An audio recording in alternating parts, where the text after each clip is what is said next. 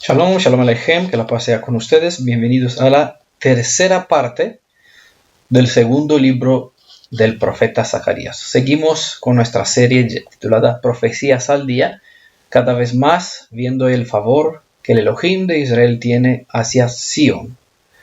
Al ser demasiado largo este capítulo, no por ser largo, sí, porque, como he dicho, se puede leer en menos de 2 minutos, pero debido al contenido, tuvimos que compartirlo en 3 partes. En esta ocasión vamos a compartir una tercera parte y con eso vamos a concluir el capítulo 2 del libro de Zacarías. Nos queda bastantes para conocer lo que Elohim tiene previsto, lo que Elohim nos enseña, lo que Él nos revela desde el pasado mediante este profeta, y otros también, lo que Él tuvo previsto para nosotros desde el pasado, lo que Él tiene previsto en el presente, ¿vale? Dije tuvo porque Él lo presentó desde antes y nos los mostró también en ciertas historias del pasado. Por esa razón estudiamos el pasado para entender el futuro, ya que todo lo que sucedió y lo que sucedió sucederá.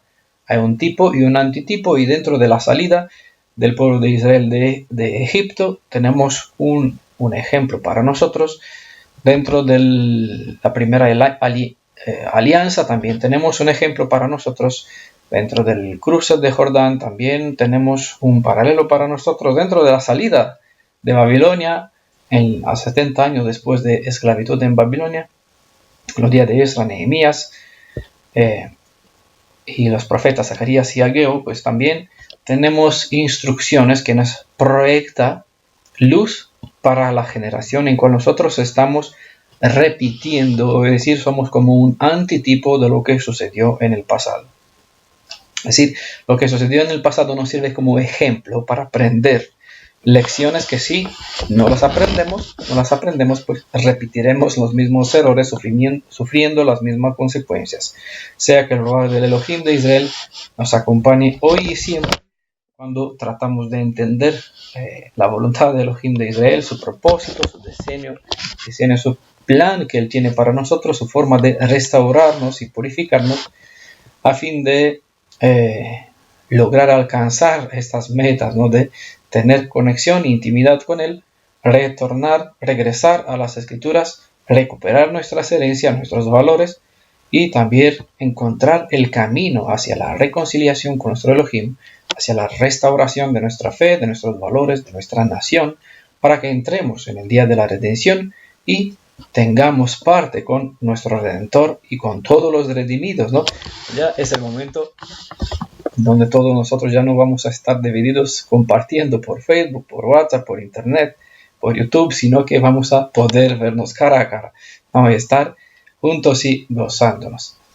Pues en esta tercera parte del libro de Zacarías, capítulo 2, vamos a ver cómo Adonai salvará a su pueblo.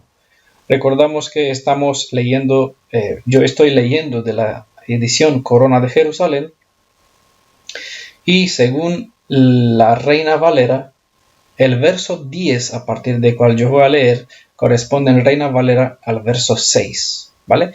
Nos queda pendiente del capítulo 2, según la Corona de Jerusalén,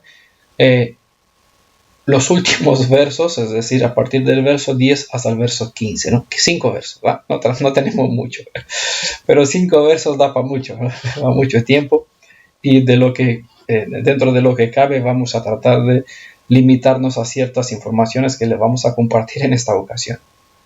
Entonces tengan en cuenta cuando lean en vuestras ediciones que el verso 10 que yo voy a leer de Corona de Jerusalén corresponde en Reina Valera, por ejemplo, al verso 6.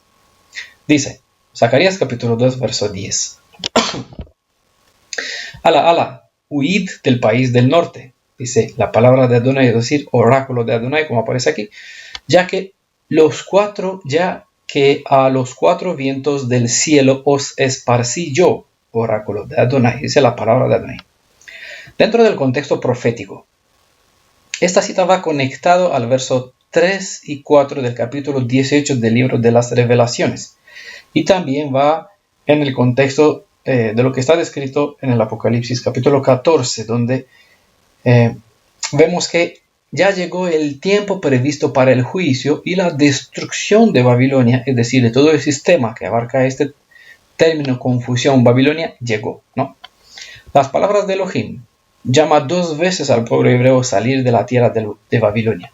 Una vez en el pasado, y esta experiencia sirve como un tipo sobre el cual nosotros aprendemos, y otra para el tiempo presente, donde el tipo encuentra al antitipo. Por esa razón, siempre estamos mirando el pasado para ver qué sucedió, cómo sucedió, quién fue culpable, quién no fue culpable, donde hay bendición y maldición, donde hay un camino que seguir, donde hay que aprender partes buenas y donde hay que aprender las partes malas para no hacerlas, ¿no? También hay instrucción en todos los detalles. Todo está Torah, y la Torah nos enseña a hacer diferencia entre bien y el mal.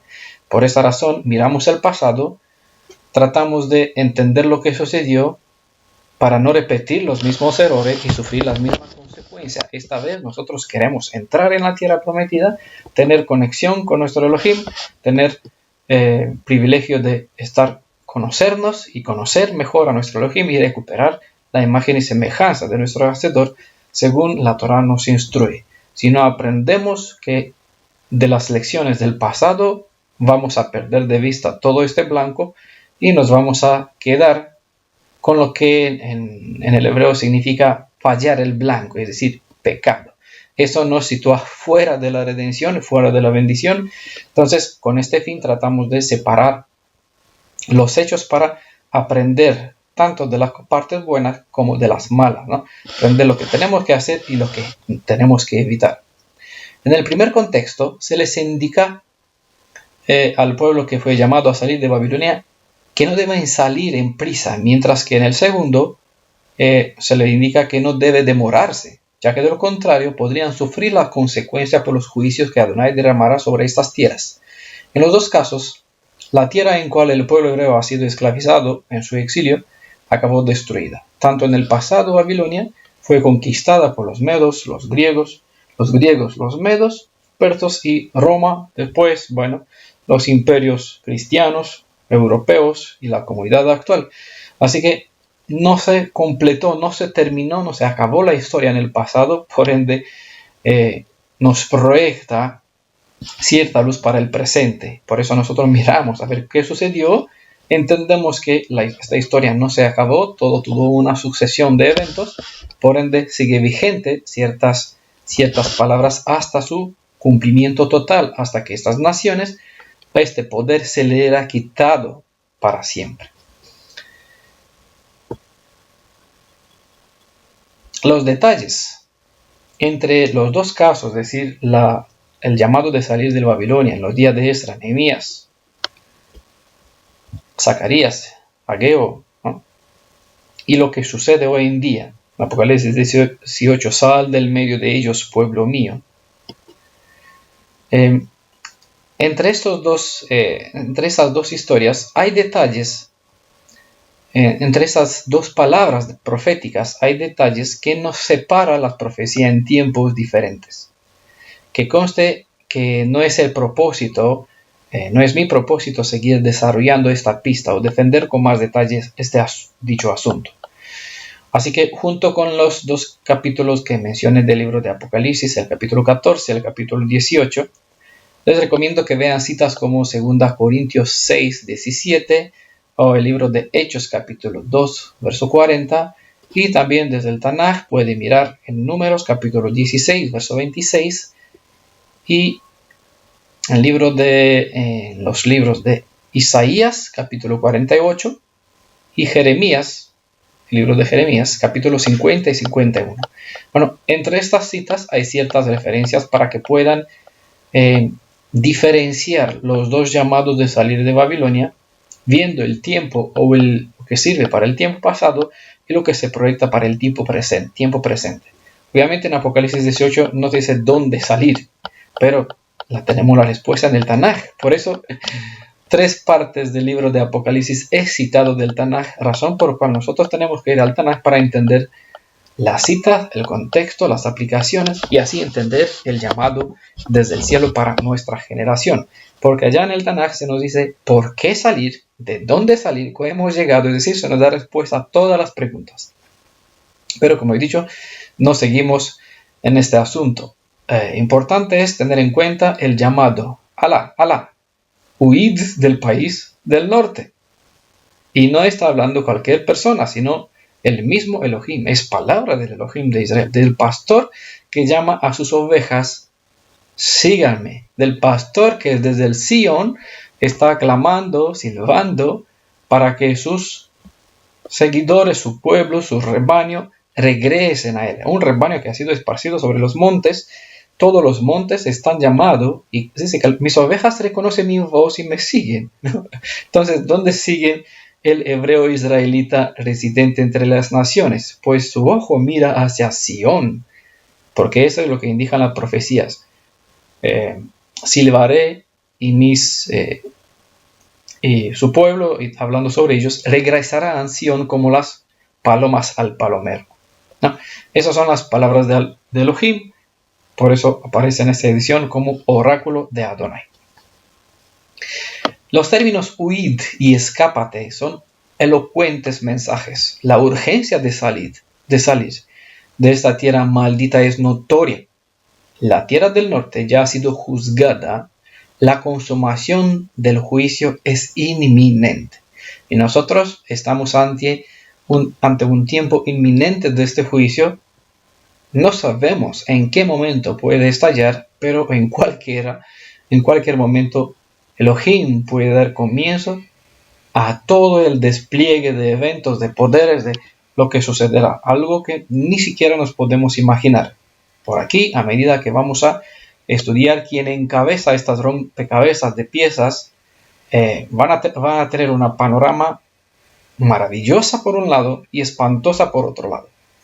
¿Vale? Por eso no se puede hacer una descripción porque le aseguro que nadie quiera escuchar este audio donde se puede describir lo que sucederá, lo que de verdad.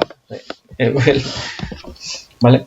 Por eso mejor ver de a poquito, mirando la palabra de esperanza y entre tanto viendo no solamente el amor, sino compensando con el juicio o las palabras del juicio compensadas con las promesas de amor, para que así haya un equilibrio entre las fuerzas.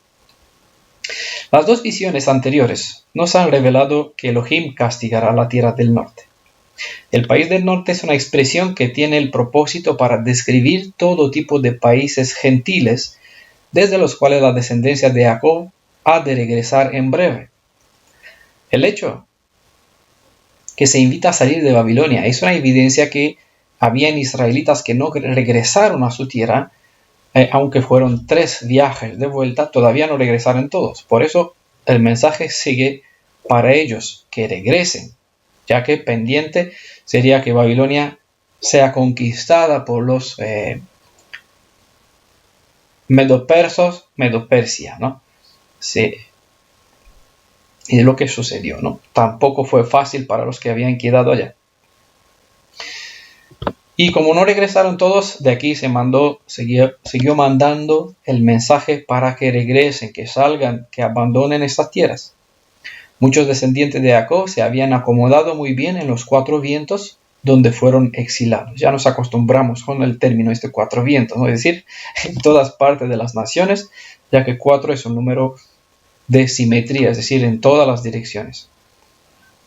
Desde el pasado, Elohim nos está revelando que del modo como habían hebreos, quien habían vivido en medio de una aparente seguridad, que no querían cambiar para venir a vivir en una ciudad insegura sin muros, igualmente ahora hay descendencia de Jacob, quien no aceptan el consejo de salir de medio de ella, pueblo mío, como está en Apocalipsis 18, y por ende, no debería sorprendernos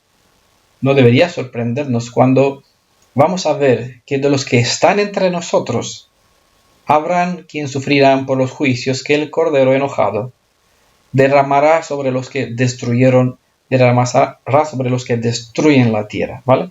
Son términos que hacen referencia a ciertas palabras de Apocalipsis. Lo que es un lector de las Escrituras pues sabe a lo que me refiero y lo puede ubicar esas palabras dentro de sus contextos. No sé si logran ver, porque esas descripciones describen la realidad en cual muchos se encuentran hoy cuando la misma invitación viene a llamar a este linaje, al mismo linaje de Jacob, a abandonar Babilonia, el medio de confusión en cual se encuentra todo el mundo entre cuales, bueno, en el mundo en cual ha sido esparcido Israel. En Apocalipsis 18, versos 3 y 4, se entrevé la posibilidad de que habrá entre los israelitas, tan como en el pasado, quien se quedará en medio de las naciones y por ende sufrirán juntos con tales naciones un juicio preparado para ellos. Sucedió con la destrucción del imperio asirio, babilónico, Medo-Persia, Grecia, Roma, y sucederá con la destrucción del Imperio Mundial Unido hoy día. Los términos proféticos no han cambiado, sino solo los nombres y las apariencias. Por eso Elohim todavía manda desde el cielo a su pueblo: sal, déjalos, abandónalos. Tú, que fuiste llamado a ser un pueblo Kadosh, apártate de ellos, sal del medio de entre ellos, regrese a tu tierra, regrese a tu Redentor, a fin de que seas restaurado, purificado y mejorado, ¿no? Porque nuestro propósito no es solamente tener una vida de paz, sino llegar a reflejar la imagen y semejanza de Elohim. Eso es recuperar todas las capacidades que desde Adán la naturaleza humana ha perdido. Como en el pasado, en el presente, cuando las Naciones Unidas, Inglaterra específicamente, cedieron su dominio sobre la provincia de Judea. Digo como en el pasado. ¿Por qué lo digo? Porque en el pasado, ¿qué es lo que hemos visto?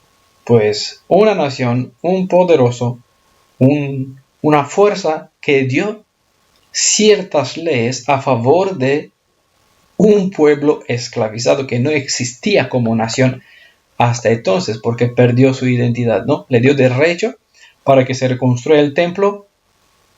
Bueno, el templo es el símbolo religioso. Bueno, uno puede creer lo que quiera, pero cuando se da derecho a uno a restaurar su valla, restaurar su muralla, es reconocer la autonomía y la identidad de un resto esparcido por el mundo, le da una identidad y autonomía como nación, ¿vale? Por eso especifiqué como en el pasado y en el presente. Y en el presente fueron las Naciones Unidas, específicamente Inglaterra, quien cedieron su dominio sobre la provincia de Judea. Quien conoce un poquito de historia puede saber de lo que estoy hablando, ¿eh? Porque el gobierno actual que ocupa este territorio que se llama israelí, la nación israelí, no vive tal como que suma de las profecías hebreas es una partecita que tiene que ver con las escrituras, pero no es el cumplimiento de las profecías, sino más bien una maquinaria, una obra humana para obtener un fin, ¿vale? Pero la palabra de Elohim, como vamos a ver en el futuro en estas presentaciones, indica claramente que esta restauración de la identidad, de la autonomía, del derecho soberano de la nación hebrea no se logrará mediante la fuerza de la maquinaria humana, ¿vale? Como sucedió. Por eso lo que sucedió con este gobierno israelí no es cumplimiento de la Biblia. ¿Por qué? Porque vamos a ver lo que la Biblia enseña. Y Elohim dice claramente, no por poder, sino por mi ruaj. Será Él quien determinará los hechos, creará los contextos, realizará todo un despliegue de eventos y de poderes, como vamos a verlo de a poquito, cosa que jamás ocurrieron estas cosas, sino solamente hay hilos que fueron tirados por los líderes del movimiento sionista, un poder, aprovechando un poder que estaba en sus manos, ¿va? Acudieron así a Inglaterra, mediaron con Naciones Unidas para obtener un dominio sobre la provincia de Judea. Los que regresaron emprendieron sus guerras con los vecinos mientras se han puesto a reconstruir algo. Es lo que sucedió en el pasado, lo que sucedió más o menos en el presente, Cuando los que regresaron de entre las naciones, aquí parte del judaísmo, de los judíos, empezaron a reconstruir, pues obviamente los enemigos, los que moraban por allá, se convirtieron en el enemigo, los samaritanos. En este caso no son samaritanos, sino son los palestinos.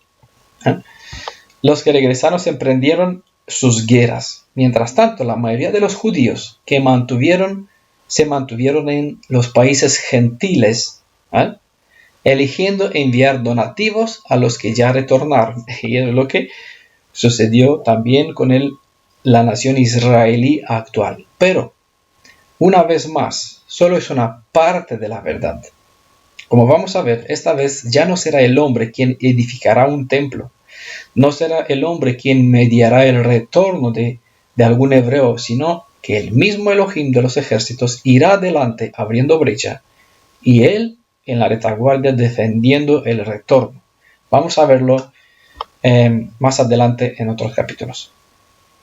Recordamos que en la primera visión los exploradores salieron bajo el mando del jinete cabalgando sobre un caballo rojo, símbolo de venganza, sangre, destrucción. Y en la segunda visión, los 4 cuernos son seguidos por los 4 herreros que vendrán para derribar los cuernos. Así que es relevante que el exilio fue una acción determinada por la voluntad de Adonai y causado porque el pueblo hebreo no ha mantenido su compromiso con las instrucciones de la Torá. Por ende, todo lo mencionado en este libro, que también incluye advertencias, llegó a cumplirse en contra de ellos y se cumplirá sobre los que hoy ignoran esas palabras de advertencia y consejos.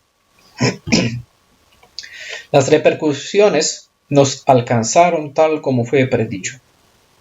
Vean ustedes la advertencia en Deuteronomio 28:64. Advertencia que se hizo realidad y lo pueden ver en Ezequiel capítulo 17, verso 21. Y la promesa de la restauración también está dada en Levítico 26 y está revelada en Jeremías capítulo 16, verso 15. Siempre vemos el juicio y la bendición por contraste, ¿no? La palabra de bendición y el cumplimiento de la palabra de maldición y cómo alcanzó a nuestros antepasados. Como se mencionan los 4 vientos y como vimos, porque Elohim especifica, yo los esparcí entre los 4 vientos, desde allá los llamo, sal fuera pueblo mío. Como vimos que el número 4 es un símbolo de la simetría, por lo tanto los 4 vientos es una referencia a todo o a toda la tierra, dado que la suma de las profecías nos indica que el linaje de aquellos que gozarán de la redención en el nombre de Yeshua retornarán de todas partes, y ni uno solo se quedará entre las naciones, tal como se describe en Ezequiel capítulo 38. Es redundante el hecho que el enemigo no puede dañar el pueblo hebreo salvo que éste rompe la alianza. Como han transgredido la Torá y han roto la alianza, es igual como decir que Elohim los dejó sin protección. Si el pueblo rompió la barrera protectora de la Torá, obviamente que Elohim retira lo que es suyo cuando su bendición es vista como una limitación. El pueblo que no guarda la Torá obliga a Elohim no seguir manteniendo su protección sobre el pueblo. Así bien como resultado de la decisión humana, él retiró la protección de la Torá, así aparece que él rompió la valla que defendía el rebaño de Israel dentro de sus fronteras.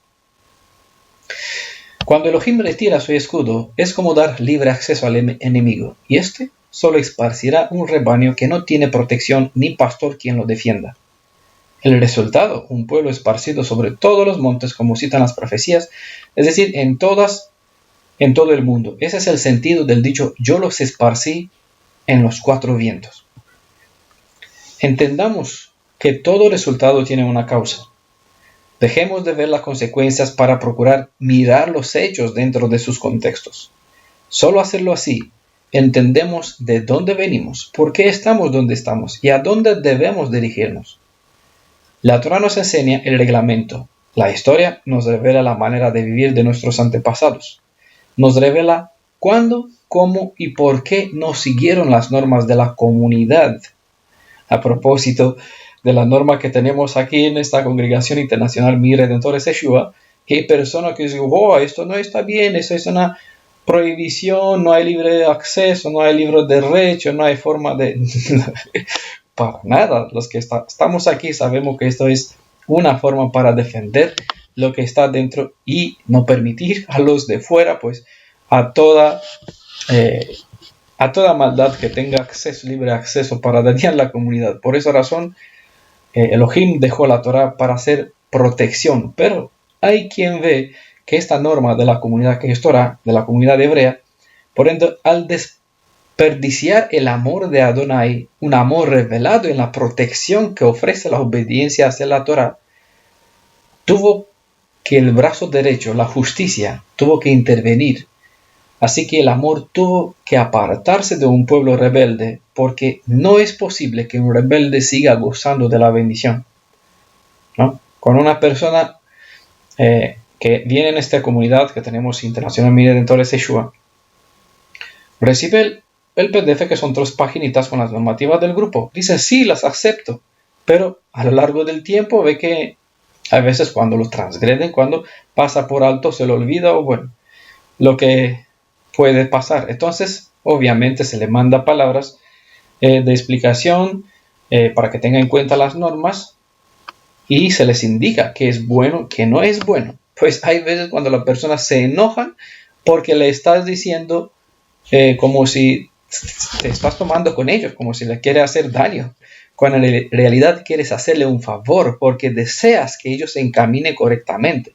Por eso tenemos normas aquí, para que uno pueda vivir seguro y compartir un alimento, recibir un alimento que está respaldado por las escrituras, no que viene de otras fuentes. Entonces hay quien no aprecian estas normas, pues se levanta en contra de ellos. Al levantarse en contra es como decir, no necesito Torah. Una persona que no necesita Torah, en realidad dice, no quiero tu ayuda, no quiero tu bendición, no quiero que me guíes, quiero vivir mal, quiero que el enemigo tenga acceso a mi vida. Es decir, se abre, da la espalda a Elohim y se abre ante la disponibilidad de todas las bestias salvajes, ¿no? A todas las clases de maldades, todas las clases de inmundicia, porque no hay nadie a quien acepte en su vida que le diga qué hacer y qué no hacer, ¿no?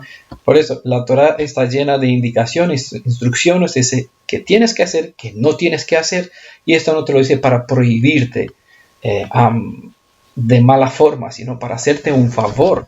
¿Por qué? Porque somos una nación de esclavos, lo que lograron esos 4 cuernos para hacer no levantar la cabeza. Entonces no tenemos valores, no sabemos qué hacer, qué no hacer, qué está bien, qué no está bien. Por eso Elohim, por su amor, nos dio la Torah. Mira, aquí tenéis una guía para saber caminar en lo justo. Pero el pueblo dice, nosotros no queremos normas, queremos vivir, que nadie me diga, que nadie me enseñe, que Elohim me diga a mí. Pero Elohim dejó normas. Y uno tiene que acatarlos para que le vaya bien. Y si te puse por delante la vida y la muerte, elige la vida para que te vaya bien. Pero Elohim no obliga. Entonces uno mismo sella su propio destino mediante las elecciones que está tomando. ¿Vale? El mismo principio causa y efecto lo encontramos en lo revelado sobre Adán cuando Elohim le prohibió tener acceso al árbol de la vida. Y el camino hacia esta bendición, para decir Torah, fue custodiado por un malaj que manejaba una espada de fuego. Todos conocemos esos hechos. El hecho es relevante para que se comprenda el modus operandi del carácter del Elohim viviente. Mis palabras son pocas para describir esas realidades superiores. Espero que capten el interés y que sigan la idea. De a poco siembro esta revelación sobre estas realidades espirituales dentro de lo que comparto, pero hay mucho que decir y no hay tiempo para detenernos en todos los detalles. Siempre trato de conectarlos y hacerles para que se den cuenta, intentar hacer que se den cuenta que lo que sucedió. Siempre hay otros ejemplos donde Elohim nos muestra una y otra vez ciertas partes de su carácter, ciertas partes de su forma de ser, ¿no? Sus propósitos. Bueno, Zacarías capítulo 2, verso 11, seguimos. Alá, sálvate Sión, tú que moras en Babilonia. Se preguntan, ¿qué está buscando Sión en la compañía de la hija de Babilonia? No sé si alguna vez cuando leyeron ese verso, Alá, sálvate Sión, tú que moras en Babilonia. ¿Qué está haciendo Sión en Babilonia? Suena como las palabras de Yeshua. ¿Qué compromiso hay entre Elohim y Belial?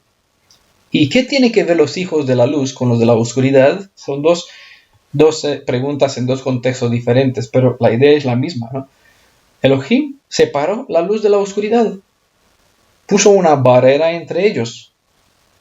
Apartó al Shabbat de los 6 días, dice Kadosh, lo apartó, lo separó, eso es Kadosh, puesto aparte de.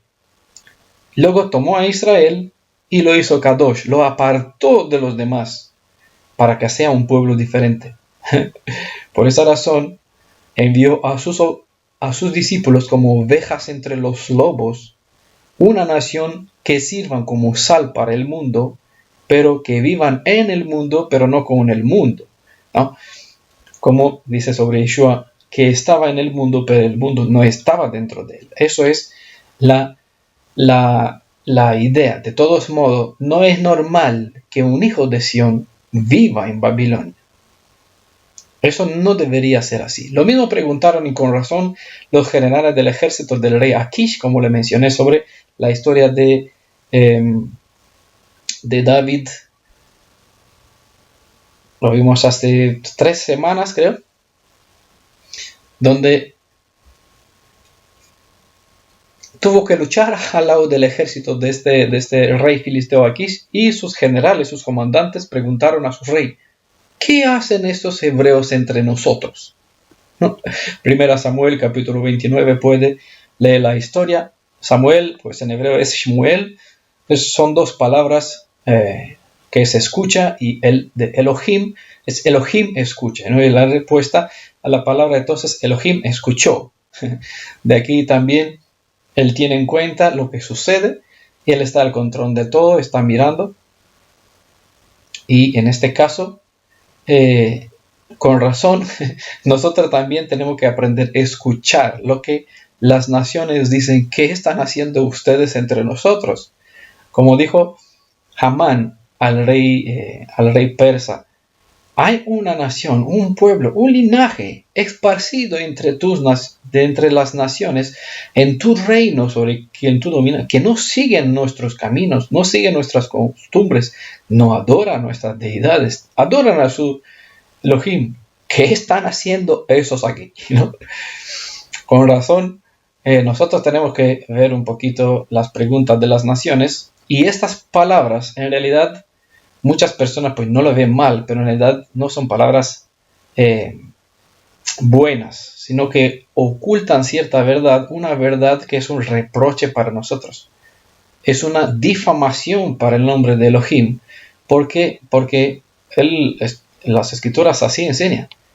Por nuestros hechos, por nuestras transgresiones, fuimos esparcidos entre las naciones, y allá hemos llevado o hemos hecho que haya maldición, o que el nombre de Elohim sea blasfemado entre las naciones.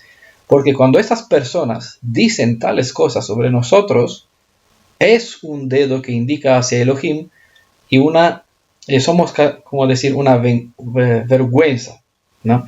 En este caso, y con razón, los 4 cuernos lograron, o esos poderes del enemigo lograron que un hebreo no levante su cabeza. Porque si levanta la cabeza, ¿qué ve? Ve cómo es. Y que las naciones te indican: ¿pero quién te crees tú? Ah, pero tú que mataste a tu propio Salvador. No, es la acusación que en general los cristianos dirigen hacia el pueblo, que ellos solo saben que está el judaísmo, hacia los judíos, ¿no? Pero en realidad es un dedo que indica hacia el pueblo de Israel, porque solamente Israel podría matar el cordero del Pesaj, pero ellos indican con el dedo: estos que mataron al Salvador, no de ellos, sino al Salvador de Israel. Eso hace la diferencia que nosotros sabemos y tenemos que discernir.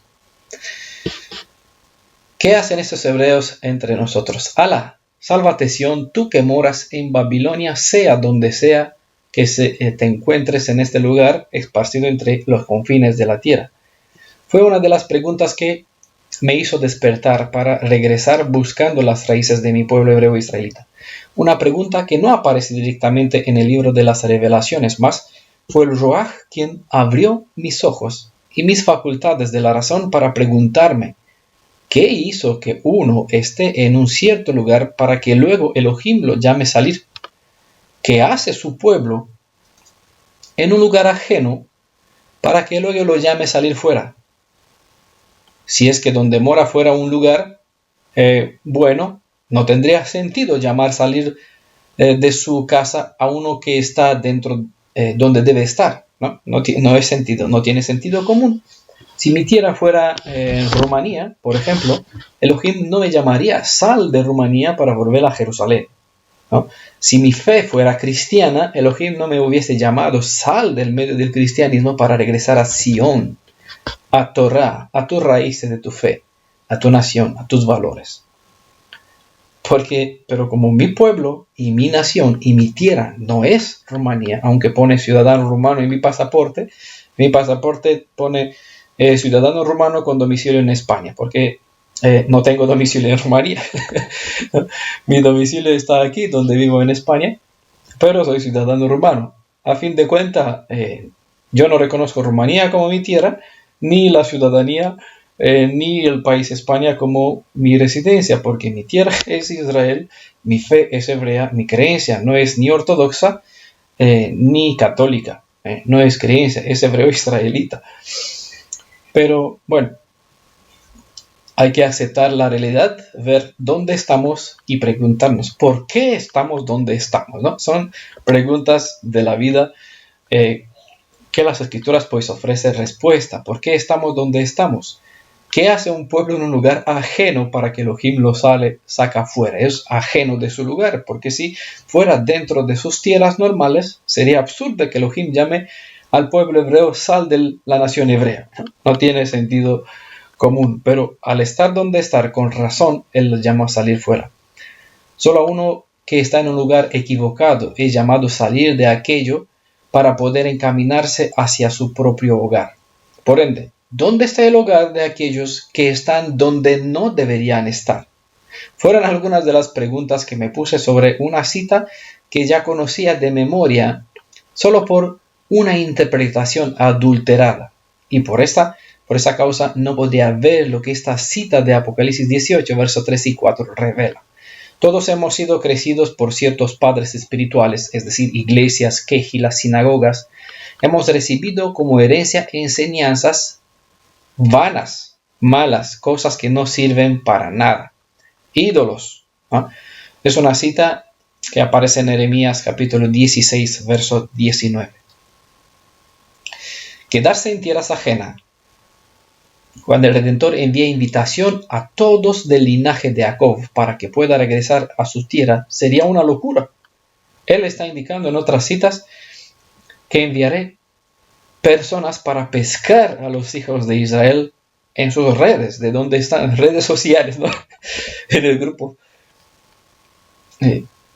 como tenemos por WhatsApp, ¿no? Congregación Internacional Mi Redentores Yeshua, ¿no? Enviará personas para pescar a esas ovejas perdidas de la casa de Israel, para recogerlos en rebaños, y después de estos, dice Elohim que mandará a sus cazadores, a su ejército de cazadores, para perseguir y matar, destruir a todos aquellos que no aprovecharon esta invitación, sal del medio de ellos, de entre ellos, perdón. Uno debe amar más la riqueza, una riqueza que el enemigo ofrece mediante naciones sobre el cual gobierna, tal como fue la esposa de Lot, quien amó,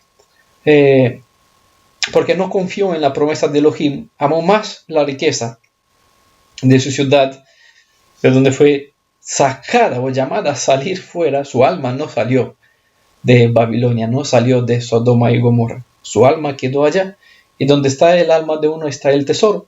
Donde está el tesoro, uno morirá con él o vivirá con él. Si el tesoro de uno es Elohim, uno aunque pierda su vida, la ganará para estar con Yeshua, porque gozará de la vida eterna, vida de la resurrección, ¿no? También, la promesa de Elohim en los que dejará este mundo recibirá mucho, mucho, mucho más de lo que podemos imaginar. Y él especifica, no solamente aquí, porque la promesa está para la tierra de los redimidos, pero aquí también nos faltará. Si nosotros fuimos llamados a salir de una iglesia, congregación, comunidad cristiana, Elohim no nos dejó solo. Los que no tuvieron una congregación, un grupo donde pueda reunirse físicamente, les brindó mediante esas redes sociales la posibilidad de congregarse, aún de esta forma virtual como lo estamos haciendo nosotros. De hecho, hay un dicho que dice así: más vale pájaro en mano que ciento volando. Pero cuando hablamos sobre la palabra de Elohim, eres más sabio dejar libre lo que tenemos entre las manos, lo que tenemos en la mano, para perseguir los 100 pájaros que solo los vemos volando. Es lo que dice en Hebreos capítulo 11, verso 1, ¿no? Nuestros valores, o como Elohim nos plantea nuestros valores, son diferentes de los valores que enseñadas por el Elohim de este mundo en el mundo. La fe es la certeza de lo que se espera, la convicción de lo que no se ve. Eso, el dicho más vale un pájaro en la mano que es sabio, ¿no? De hecho, es sabio, que 100 volando. Pero en cuanto a la fe, lo que Elohim promete, la fe verdadera, la emuná, la emet verdadera, es la certeza de lo que se espera. Es decir, una convicción poderosa que no duda sobre lo que no se ve, es decir, sobre lo que Elohim promete. Eso es creer más a Elohim Jireh, Elohim que provee, que lo que provee nuestras manos. Nuestras manos pues nos ofrecen un trabajo. Y nuestras manos dice: tengo que trabajar en el Shabbat para ganarme el sustento. Y Elohim dice: no tienes que trabajar en el Shabbat y yo te proveeré tu sustento, no te faltará. Entonces uno se agarra a lo que ve o se agarra de la palabra de Elohim, aunque pone en duda su propia existencia. Pero Elohim dice: el que hace eso salvará su alma. Porque vale más perder la vida y ganar nuestra vida eterna, es decir, quedar aprobados ante Elohim, que tener que comer aquí, ¿no? Y trabajar transgrediendo las leyes de Elohim. Eso como atención para los que trabajan en el Shabbat por los países donde dirigentes, líderes mesiánicos enseñan que no pasa nada, Elohim les ama, les protege, Él da solo sobre el bien y sobre el bueno y sobre el malo. Sí, es cierto, pero también se disfruta, haz lo que consideres en tus ojos, pero tenga en cuenta que hay un día de juicio.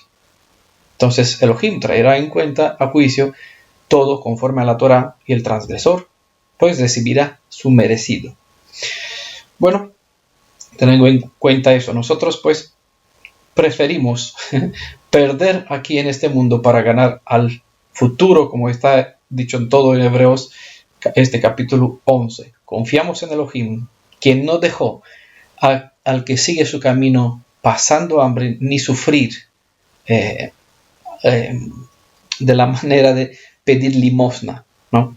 Esta humillación. Dijo Elohim que donde está el corazón de uno está su tesoro. Así es que muchos quien tiene en este mundo no sienten necesidad para el reino de Elohim. Quien no tiene un amor genuino hacia Elohim y hacia su pueblo, no dará lo que tiene en sus manos por una promesa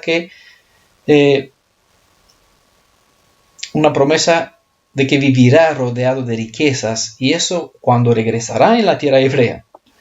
Para esto se requiere fe extrema, confianza total en el que es Ha-Amén, es decir, que aquel cuya palabra es fiel y consolador. Zacarías capítulo 2, verso 12, pues así dice Adonai Zebaot, que tras la honra me ha enviado a las naciones que os despojaron. El que os toca a vosotros, a la niña de mis ojos toca. Elohim será engrandecido ante todos los ojos de aquellos gentiles o hebreos mediante los juicios que a su vez han de probar su soberanía sobre todo lo existente, tal como hemos estudiado en ocasiones pasadas cuando hemos hablado sobre las 10 plagas derramadas sobre Egipto. Uno de los casos donde se expresa la manera en cual Elohim viviente prueba su poder, o esta forma de mostrar honra, expresado en el término kavod, honra, está revelado en el contexto de los juicios que fueron derramados sobre Faraón. Y vamos a leer dos citas, una en Romanos, otra en Éxodo, donde dice Romanos 9:17, pues en las escrituras Elohim le dice al rey de Egipto, te hice rey precisamente ¿para qué? Para mostrar. ¿Qué es eso? Exactamente lo que quiere decir la cita de Zacarías 2:12, tras la honra me ha enviado a las naciones, ¿no? Es decir, Elohim mandó a su pueblo entre las naciones, como fue Israel en Egipto, y dice, te hice rey precisamente para mostrar en ti mi poder. Es decir, mediante una persona, Elohim, lo que sucede con esta persona, Elohim, se muestra en su poder, o honra, es lo mismo, ¿no? Kavod, para darme a conocer en toda la tierra. Y en Éxodo capítulo 9, verso 16 dice, Romanos 9, Éxodo 9, ¿vale? Romanos 17, Éxodo 16, ¿no? Los versos 16, Éxodo, Romanos, verso 17. Pero te he dejado vivir para que veas mi poder y para darme a conocer en toda la tierra.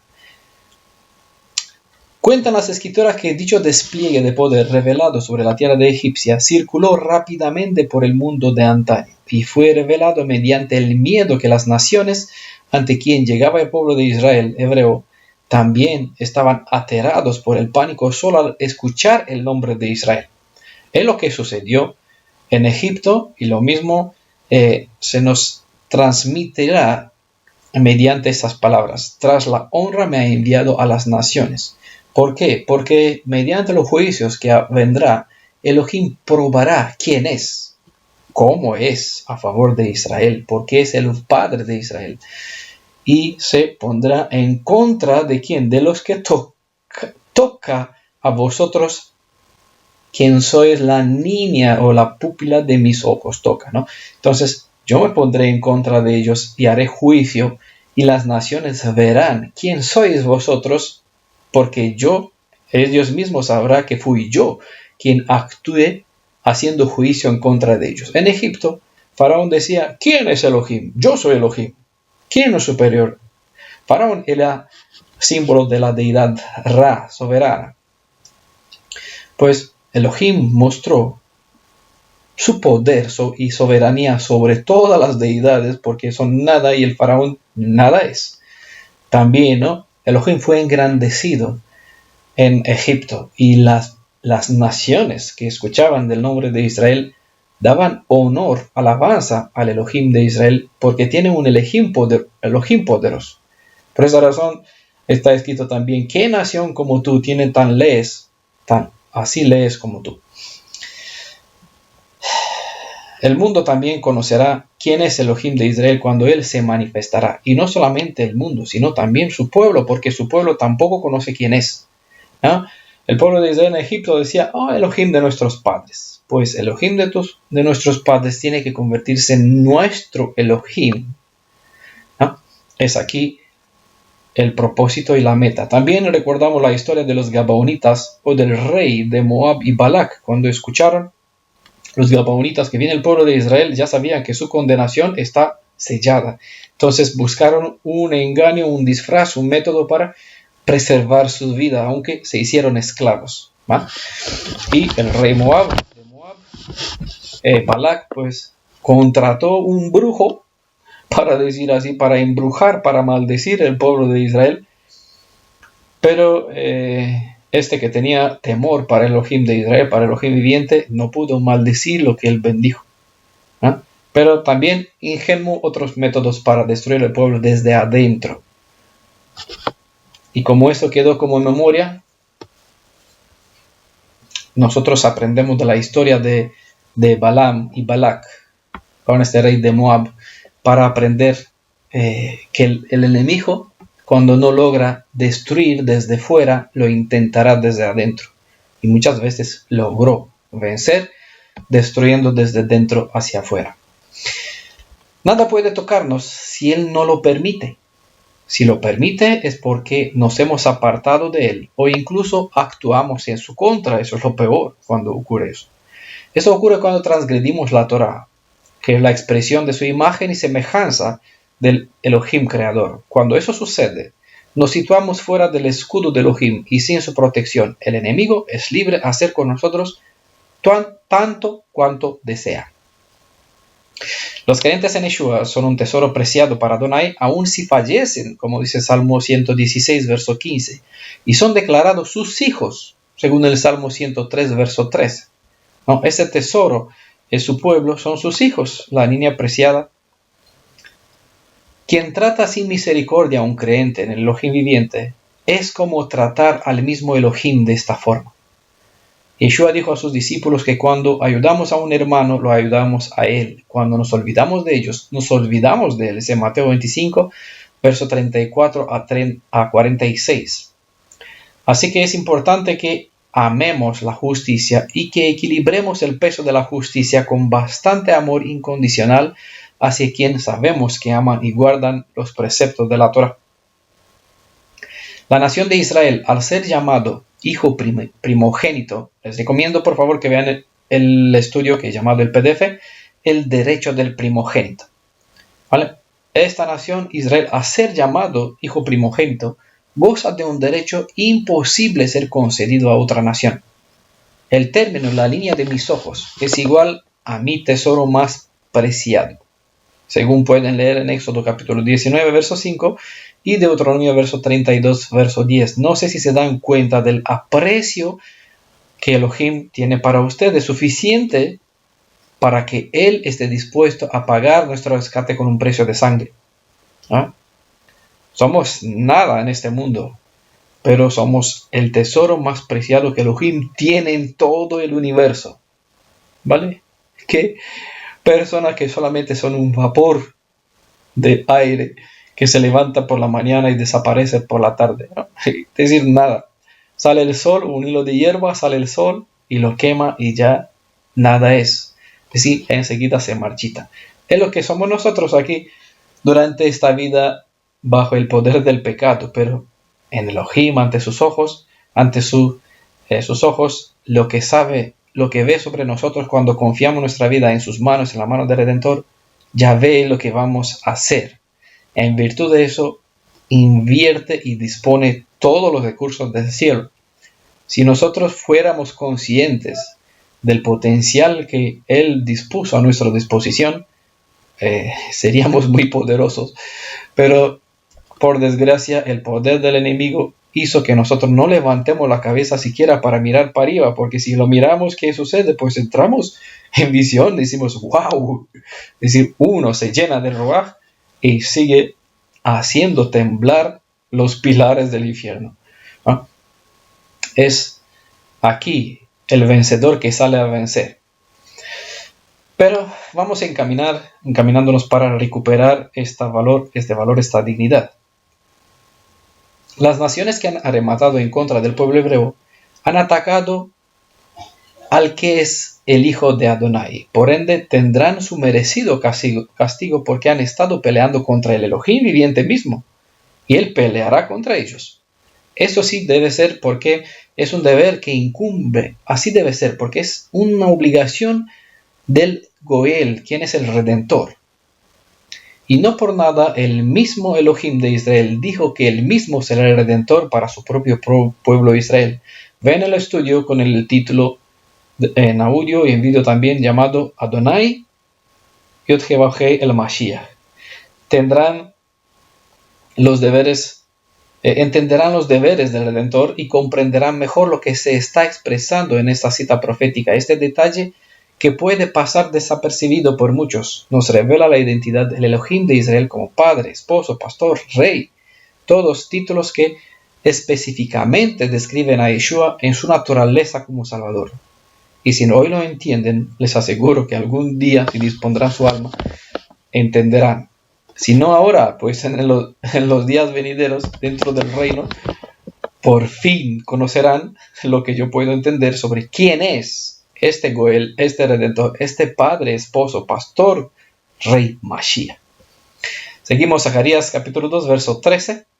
He aquí que yo alzo mi mano contra ellas y serán despojo, hablando de las naciones, entre cuales fueron esparcidas los hijos de Israel entre los cuatro vientos. Por eso hablan ellas, alzo mi mano contra ellas, eso es relevante, y serán despojo de sus mismos esclavos. Sabréis así que Adonai me ha enviado.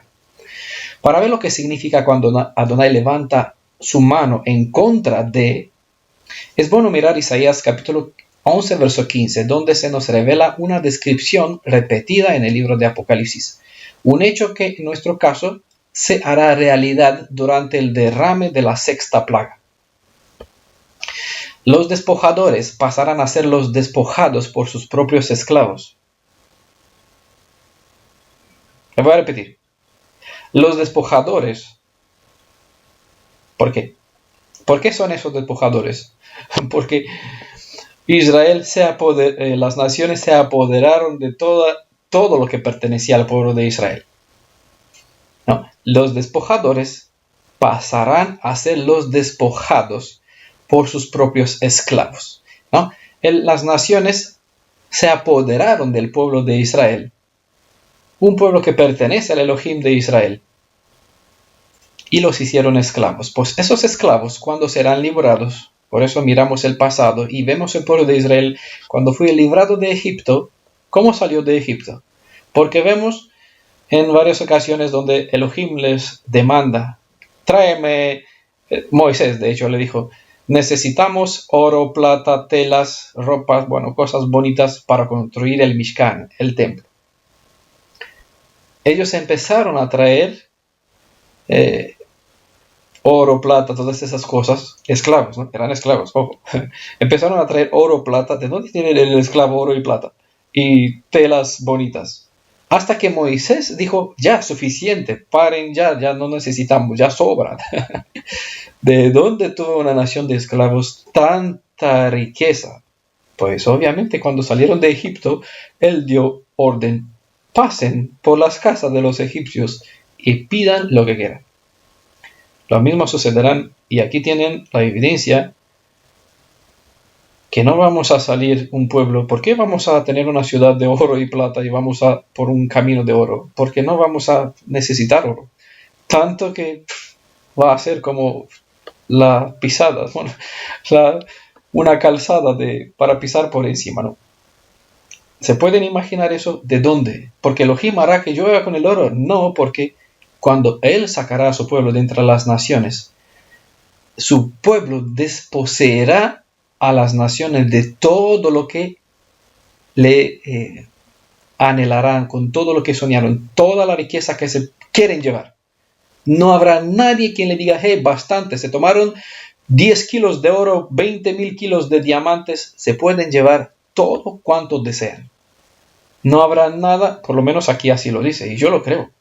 Los despojadores, y serán despojo de sus mismos esclavos. Los despojadores pasarán a ser los despojados por sus propios esclavos. Palabras que de nuevo hace énfasis recordarse el pasado, donde durante el primer éxodo del pueblo hebreo abandonó en totalidad la tierra de su cautividad, dejando a aquella nación una tierra destruida a causa de los 10 juicios, mientras ellos salían cantando, cargados de todo cuanto quisieron. Pudieron llevarse oro, plata, diamante, ropa selecta, etc., lo que quisieran. Tal acontecimiento aún no pasó, que yo alzaré mi mano contra ellas, contra las naciones, donde fueron esparcidos, y contra los 4 vientos. Elohim aún desde Egipto, desde que conquistó la tierra de Israel, de Canaán, hasta el presente, nunca jamás se ha cumplido esta profecía. Por eso seguimos mirando lo que está por venir. Aunque cierta parte de Zacarías 2 incumbe o se refiere al tiempo pasado, tanto en los días de Yeshua como en los días de Zacarías, hay partes que nos sitúa en nuestro tiempo. Elohim manda palabras y no todas las palabras están limitadas a un cierto tiempo. Él, al ser atemporal, manda palabras que dará fruto en su debido tiempo, sea esos que pasan dentro de 1000 o 2000 años, pero ya llegó el tiempo para que su palabra se cumpla, ¿verdad? Amén. Y serán despojos de sus mismos esclavos. ¿Por qué será que el pueblo sigue repitiendo tener desconfianza en los que comparten palabras del Altísimo? Cuesta aprender que aquel que no aprende del pasado repite la historia. Queda que el tiempo pruebe que lo que estamos revelando es oráculo, es palabra de Adonai. Y eso, cuando lo antes explicado, como dice aquí, sabréis, así que Adonai Sebaot me ha enviado. Por eso es lo que lo estoy explicando, lo que eso quiere decir. Cuando lo antes explicado sucederá tal como lo mencioné, como ustedes pueden escuchar, los pocos que escuchan, sabrán que a pesar de que el servidor ha sido reemplazado, el mensaje sigue el mismo y aún válido. Será en aquel momento cuando verán cumpliéndose estas palabras, cuando sabrán a quién ha sido para ustedes y a quién ha servido este servidor, ¿no? Sabrán que se le ha transmitido a ustedes mismos y en el nombre de quién habló cuando verán cumpliéndose estas palabras. Entonces recordarán estos momentos cuando puedan leer los textos de lo que estoy hablando, escucharán este audio. Cuando verán cumpliéndose una por una estas palabras compartidas en esta serie, Profecías al Día, sabrán que escucharon un mensaje de profecías al día porque Elohim de los hebreos no ha dejado a su pueblo sin centinelas, quien anuncie la venida de la bendición o la venida de un cierto juicio. Adonai no envió al joven Zacarías en ningún lado, en ningún país gentil. No es que el profeta fue enviado entre las naciones, sino que el mensaje viviente que se transmitió mediante un servidor es la voz de la verdad que aparece personificada. El profeta está muerto hace ya más de 2000 milenios, y lo vimos revelado en el capítulo anterior, donde ya no están los profetas más, los mensajes de ellos sí. Los profetas aún muertos están entre las naciones mediante las palabras que ellos compartieron. Y desde el pasado siguen compartiendo las exhortaciones para la generación presente. Y yo solo retomo el eco de esas palabras y las actualizo con el deseo que esta generación acate las instrucciones a fin de entrar en las bendiciones aquí reveladas. La exhortación, a salir de Babilonia, la tierra del aguijón, es un término que indica un lugar distante, ubicado en dirección al norte de Israel. Tiene mucho de semejante con Isaías 48, verso 20 o 25. Sal de Babilonia, huid de los caldeos, con cantos de alegría, ¿no? Dice en Isaías 48. En la visión anterior se habla del castigo que iba a infringir los 4 artesanos, es decir, esos instrumentos de justicia de Elohim, a los 4 cuernos, o conjunto de potestades enemigas del pueblo de Israel. Ahora, los versos 10 al 13 se concreta más, de este capítulo 2, se concreta más sobre el castigo hacia la gran potencia opresora llamada Babilonia, en este caso que está en los 4 vientos. Ha llegado la hora de la justicia divina para el opresor y de la liberación para los exiliados, que van a abandonar en masa el mundo de la confusión, Babilonia, ¿no? Ese término Babilonia significa confusión. Recordamos que Él los ha esparcido entre los 4 vientos, como se menciona en versos 6 y el 10.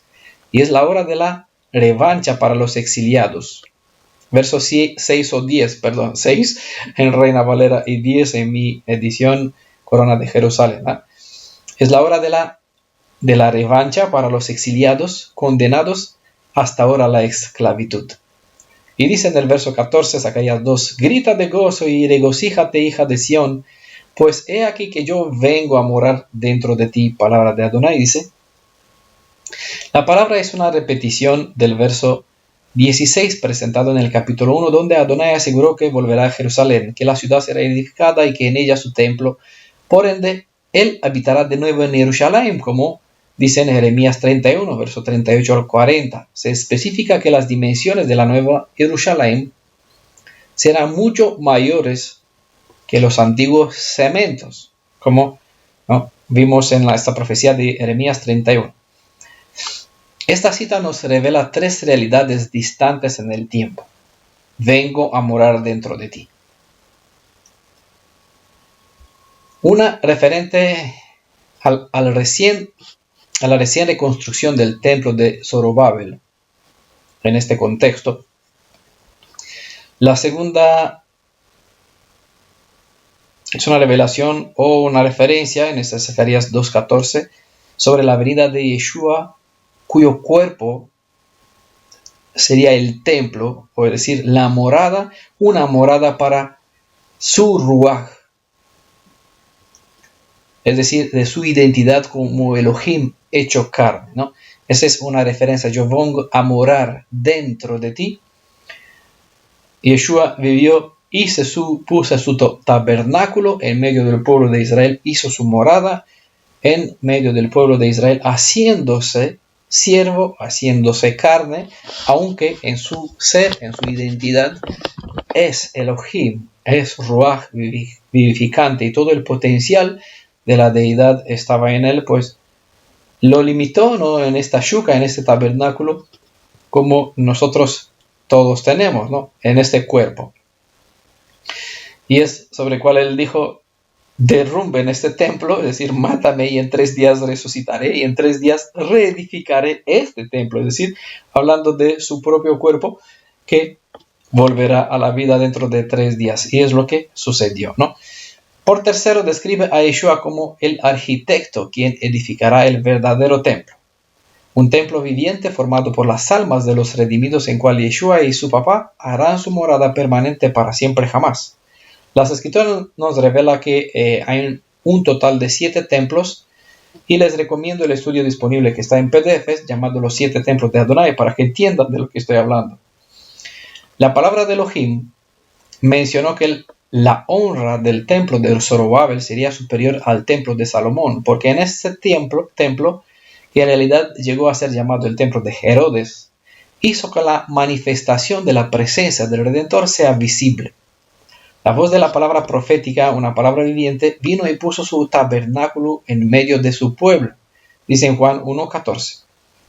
Puso morada en medio de su pueblo, desde luego que enseñó que el verdadero lugar donde deseaba morar no es tanto con, sino dentro del pueblo hebreo, según pueden entender de Juan capítulo 14. Él quiere morar no solamente con su pueblo, sino dentro de ellos.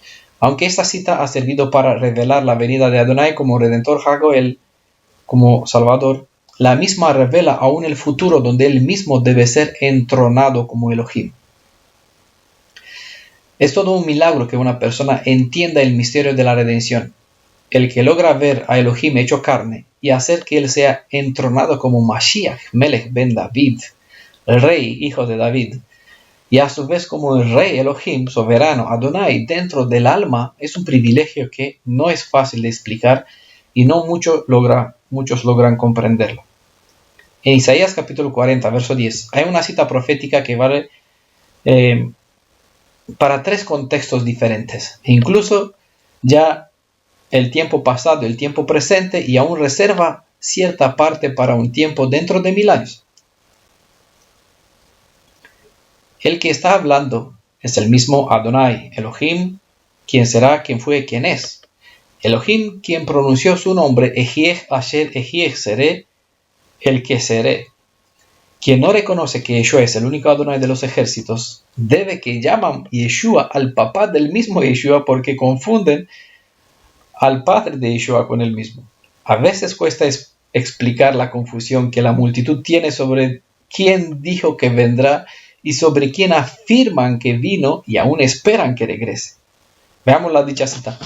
Dice, he aquí que viene, están las 4 consonantes, Yod, He, Vav, Hei, y Jie, Jaya, Bejo, Ve, quién fue, quién es, quién será. Es decir, en lugar de decir todo eso, decimos Adonai. Así que Adonai vendrá con poder, y su brazo señoreará. He aquí que su recompensa viene con él, y su paga delante de su rostro. ¿Quién dice que va a venir? Pues Adonai, Elohim de Israel, el papá de Israel, ¿no?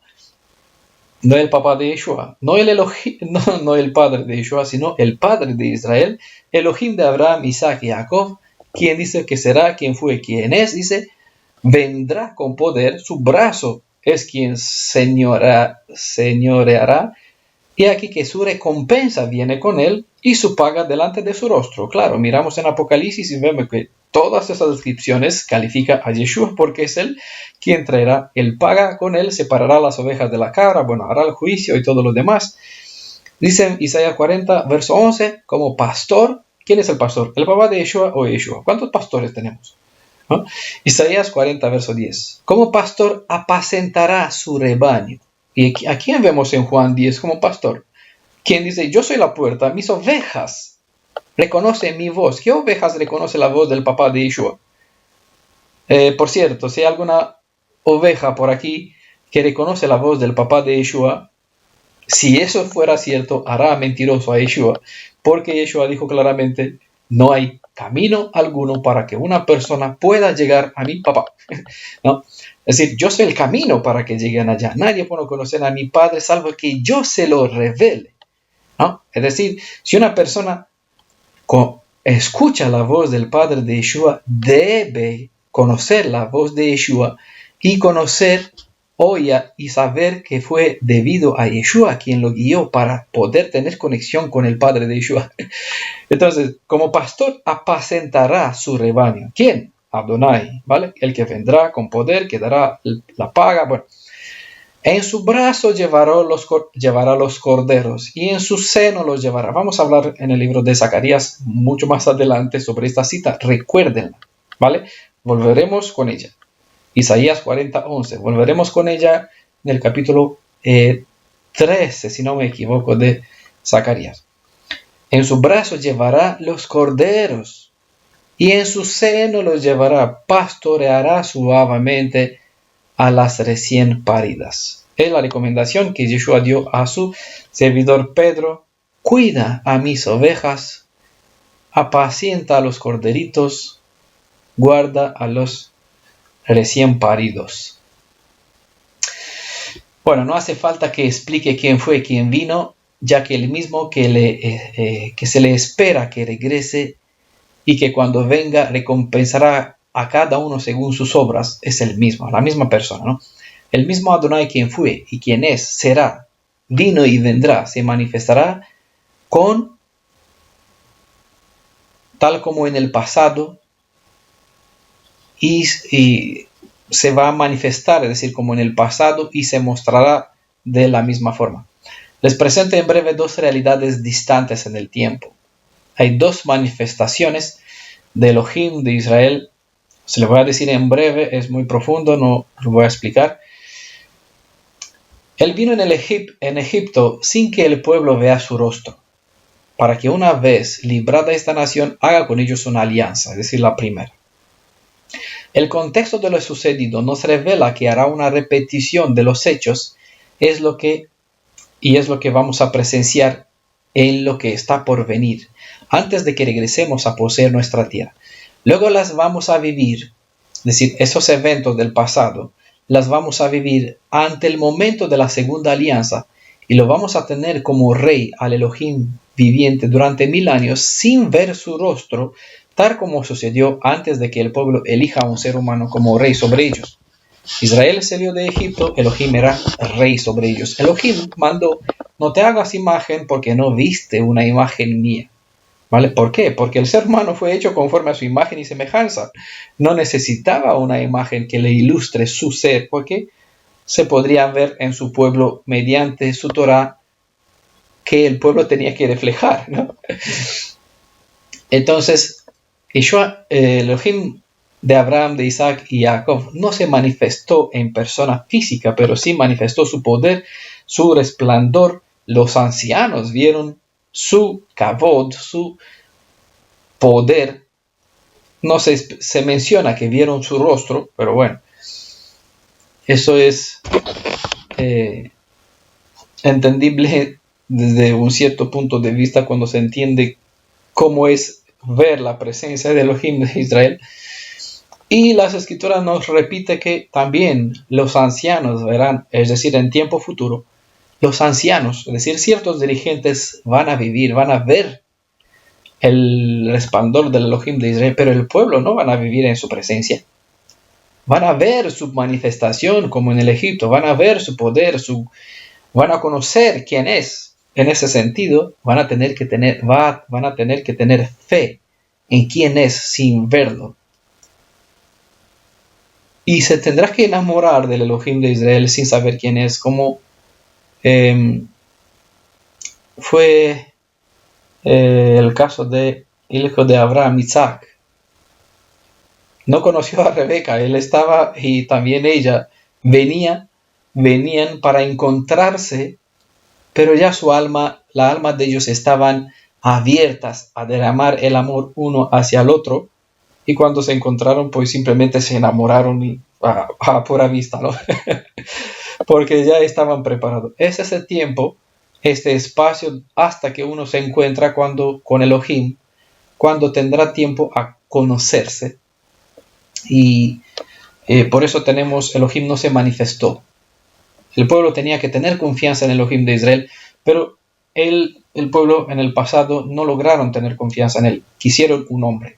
Lo mismo no sucederá hoy en día. Vamos a tener que vivir 1000 años sin Él, bajo su presencia, tener confianza en Él como Rey y aceptarlo en todo ese sentido. Pero hay una segunda manifestación y como cumplimiento de las promesas de la primera manifestación, porque en la primera manifestación, cuando el pueblo no vio su imagen, el que no se presentó a sí mismo físicamente, dijo que será el mismo, que él tiene la redención y él redimirá a su pueblo. Pero para que pueda redimirse tiene que hacer el pariente más cercano. En ese sentido, hay una segunda manifestación como cumplimiento de las promesas de la primera manifestación. Entonces vino y se hizo carne a fin de poder hacer efectivo lo que él ha prometido en el pasado. El pueblo vio su rostro, mas no la reconoció como la luz del mundo, el Aleph Betav, quien creó la existencia en este planeta. Y en este conocimiento perdido, y es este conocimiento perdido que vamos a recuperar durante los 1000 años, cuando vamos a creer en él, conocerlo tal como era, como es, aún sin ver su rostro. A fin de los 6000 años, vamos a vivir en su presencia tal como nos reveló en otras profecías, donde dice que en 2 días nos dará vida y en el tercero viviremos en su presencia. Un estudio disponible escrito en un PDF, adquiérenlo para que vuestro conocimiento sobre los tiempos de Elohim sea de más bendición en vuestra vida. Entonces, como vino en Egipto, vendrá ahora mismo. Después vino físicamente y se manifestó como Mashiach. Entonces, dentro de 1000 años vendrá físicamente. Así que la propia venida que el mundo entero espera que venga, cristiano y mesiánico, sí que vendrá, pero su venida ahora no será en persona, sino simplemente a manifestar su poder en cuanto el derecho del Goel. Dentro de 1000 años ya no vendrá como Goel, vendrá como soberano y se manifestará como él dijo en todo el resplandor de su poder. Entonces los muertos que lo mataron resucitarán para verlo a quien mataron. Son contextos diferentes, hay que encaminar los asuntos para que entiendan y no hay razón alguno para decir, oh, qué decepción, no voy a ver a Yeshua porque yo quería estar en su seno. Sí, la alegría es regresar a nuestra tierra y tener conexión con Él aún sin verlo. Necesitamos todavía, para que podamos vivir en su presencia, en la manifestación de su resplandor, llegar a la altura de esta estatura y plenitud de la fe para poder soportar la manifestación de su gloria, porque si no, cuando Él va a venir, dice que su gloria matará a ciertas personas, ¿no? Entonces, para poder sobrevivir a su verdadera manifestación como Elohim en su naturaleza, pues tenemos que alcanzar esta imagen y semejanza. Vale, bueno, nos queda un verso 15. Muchas naciones se unirán a Adonai aquel día, serán para mí un pueblo y yo moraré en medio de ti. Sabrán así que Adonai Sebaot me ha enviado a ti. La clave es aquel día. Muchos sacaron profecías de tiempo falidos, obviamente buscando aquel día. Personas que no confían que Él, quien está al control de los tiempos, dará a su debido tiempo luz necesaria a sus siervos a fin de que el pueblo no esté en falta sobre lo que Él habrá de hacer. Esta serie llamada Profecías al Día tiene el fin de revelar lo que sucederá en aquel día. En cada sección vemos detalles que nos acercan a localizar mejor el tiempo en cual sucederá. Lo que está determinado, un tiempo en cual eventos que están determinados para un tiempo llamado aquel día. Él cuyo nombre es fiel, no olvidó lo que prometió al mundo entero mediante Abraham. Así que para que no nos volvemos egoístas y pensar que solo el linaje de Jacob puede ser redimido, recuerda lo que Elohim prometió a Abraham. Serán benditas en ti todas las familias de la tierra, dice en Génesis 12:3. ¿No? En aquel día, muchas naciones se unirán a Adonai aquel día. ¿No? Hay un día. Serán para mí un pueblo, ¿no? Juntos con el pueblo de Israel, recordamos que de Egipto salieron otros que no eran hebreos, descendientes de Abraham, de Isaac y Jacob, pero fueron asimilados dentro del pueblo, entraron en la alianza bajo una misma nación, en medio del cual moraba Elohim viviente. Y lo mismo está escrito que sucederá. En Abraham se le prometió a las naciones gentiles, se les informó que en la descendencia singular, hablando sobre el Isaac, tendrán bendición todos los cuantos viven en este mundo. Es decir, que en Yeshua es en quien se cumple al pie de la letra esta promesa, ya que por medio de Yeshua se ha abierto una puerta de esperanza a todo aquel gentil quien elige creer en Yeshua a fin de cambiar el rumbo de su destino desde la muerte hacia la vida eterna. Los muros de una ciudad, al tiempo que la defienden, encierran a sus habitantes, pero Jerusalén será extendida tan libremente. Por esto no necesitaba de muro en absoluto, ¿no? Como vimos en la parte anterior, aunque Elohim sería una muralla de fuego, es allá la protección, pero a la vez quien está dentro vivirá tan seguro como si tuviera los muros más fuertes. Eso es confiar en Elohim Nisi, el que es nuestro escudo, nuestra bandera. Ningún arma forjada prevalecerá en tu contra. Es un dicho que se aplica al que está justificado por la Torah. Muchas personas la usan, pero sin ubicarse dentro del contexto, es decir, para que cumplan con los requisitos de tal modo que de verdad no haya arma que pueda hacer atacarlo, dañarlo. ¿Por qué? Porque una persona entonces debe estar armada con todas las armaduras que ofrece la Torah, las escrituras, ¿no? Recibir toda la instrucción como de un guerrero, ¿no? Y entonces claramente un valiente arrebata el reino porque está bien preparado, sabe luchar, defender. No golpeará, como dice Pablo, yo golpeo, pero no como uno que golpea en el viento, sino como uno que alcanza la meta, es decir, yo sé en quién doy, me esfuerzo, no para dar con puños en el viento, sino para lograr algo. Si Elohim hace servidores del viento, los hará del fuego, tal como que hay carros de fuego, según pueden ver en 2 Reyes, capítulo 2, versos 11 y 12, hay un ejército de ángeles listos a defender un pueblo para quien el Redentor pagó con el precio de su sangre a fin de redimirlos. Entendamos que la muralla de fuego es una descripción sobre un escudo creado por las legiones de los ángeles del Altísimo, quien rodearán el perímetro de la ciudad, campamento de los redimidos durante esos 1000 años. De aquí la promesa, yo moraré en medio de ti. Israel, Elohim, moraba en medio del pueblo de Israel, pero el pueblo de Israel no veía a Elohim, veía una manifestación de su presencia y sabía que Elohim está en medio de ellos. Y cuando Elohim dijo a Moisés, quien se quiere encontrar conmigo fuera del campamento, Moisés dijo, pues no levantaré el campamento, no nos vamos a ir de aquí si tú no vivirás entre nosotros. Porque él entendía bien que si Elohim no está en medio del pueblo, entonces hay un problema. Y no gozan de la protección. Porque donde está Elohim, el Elohim de este mundo, no puede entrar a dañar.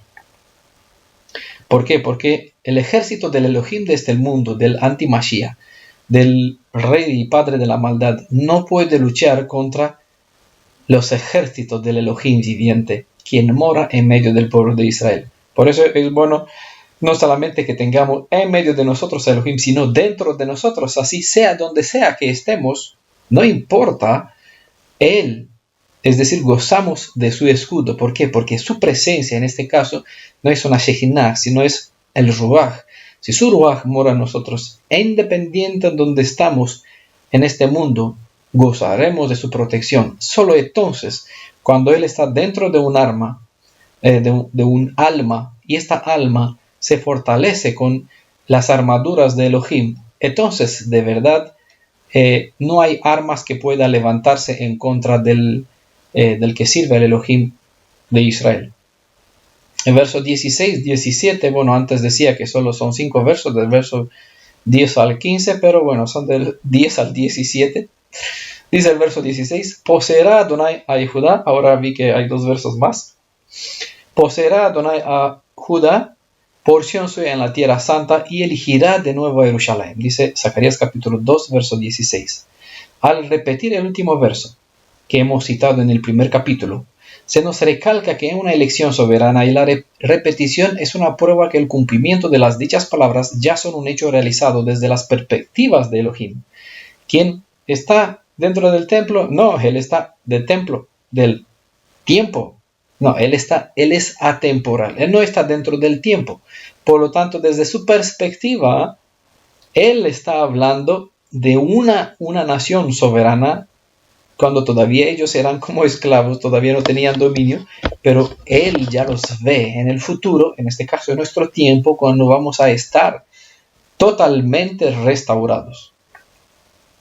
Todo lo que sucede una vez puede que no suceda nunca más, pero todo lo que sucede 2 veces sucederá ciertamente una tercera.